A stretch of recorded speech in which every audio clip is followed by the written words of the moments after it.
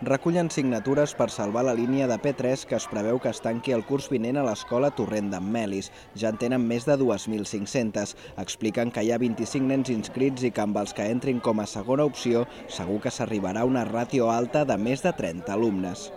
És una degradació per nosaltres de l'escola, és una mala imatge del que venim fent i del treball que fan les mestres. I per nosaltres l'única opció possible és obrir la línia de P3 i tenir-ne dues, perquè tenim les instal·lacions i perquè no volem perdre mestres. Tenen la infraestructura i per això és un dels pocs centres de la zona amb dues línies de P3 i amb matrícula oberta per acollir nous alumnes durant l'any. El tancament d'una de les línies suposarà també una reducció del personal. Hi ha en perill un mestre per l'any que ve i mig mestre també, un mestre i mig. Un de jornada sencera i un de mitja jornada. Les famílies del centre anuncien mobilitzacions fins al final de curs i amenacen a no entrar a classe al setembre si la situació no es reverteix.